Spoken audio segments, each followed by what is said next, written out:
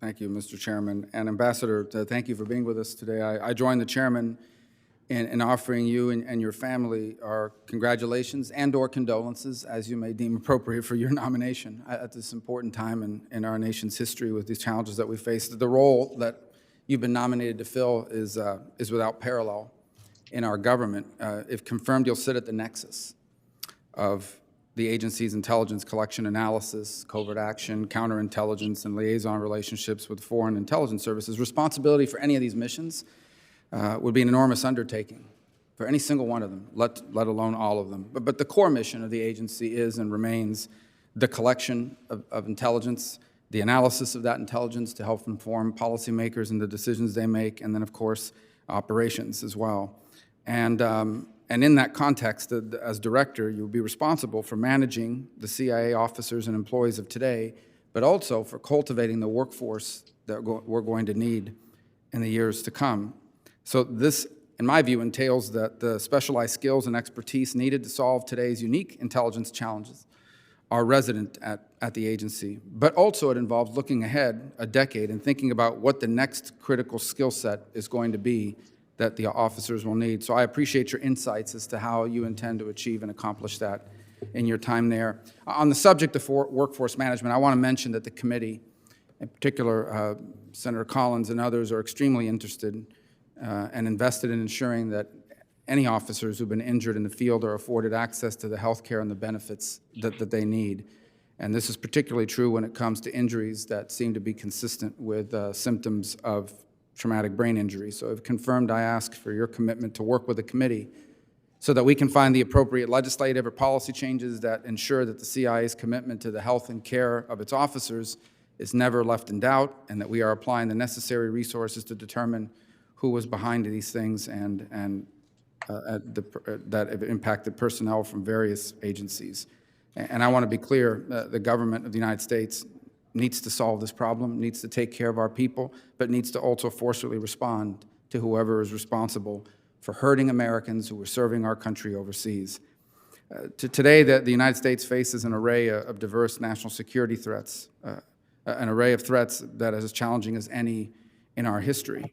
The longstanding hostility from Putin's regime in Russia, Iran, North Korea, a global pandemic moving into its second year, violent extremism, state and non-state cyber actors that infiltrate and plunder government and private sector computer networks with what seems like impunity and with new and creative methods. But no challenge that we face rivals the multifaceted threat posed by the Chinese Communist Party. And so even as we continue to focus on the threats from counterterrorism and from all these other nation states and non-state actors, the threat from the Chinese Communist Party is the most significant facing our nation, perhaps in its history. We cannot, in my view, just be the orderly caretakers of our nation's decline. We must confront, and I hope frustrate, the ambitions of the Chinese Communist Party, not just to upend norms, amend boundaries, but to replace the United States.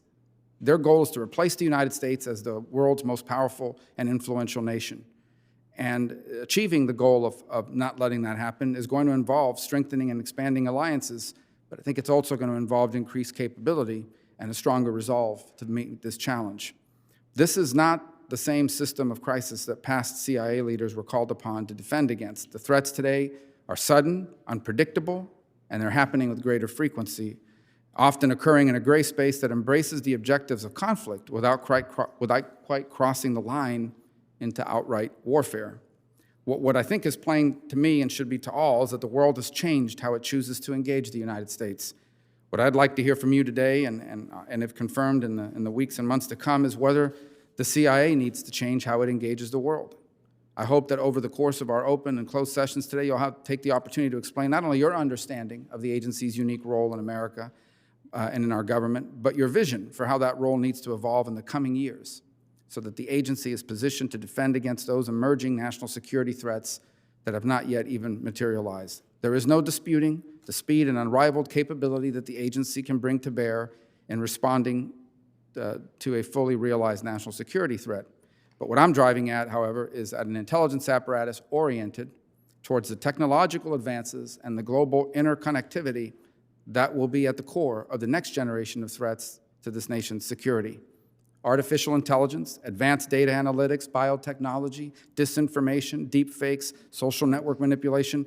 America's adversaries have used this and all of these things and will use these instruments, and they'll use other new instruments of power and technologies, some who aren't even been named yet, don't even have a name yet, to close the capability gap that has advantaged us as a nation for decades.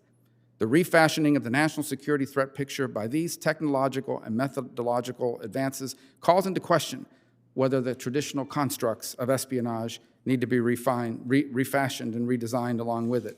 So I'd welcome your thoughts on this subject both today and going forward, and add that this is exactly the kind of undertaking that is benefited by CIA's working partnership with this committee and with its members. So it's my hope and frankly my expectation that you will look at this committee as a partner for the CIA's work as our nation's first line of defense. The relationship between the agency and this committee is premised obviously on oversight, but it is most effective and most constructive when we are candid, fulsome, and talking to one another. Ambassador, as the chairman indicated, you have a lengthy and distinguished career of service to our country, and I thank you for your willingness to resume that service, and I certainly look forward to your testimony and your answers here today. Thank you, Mr. Chairman.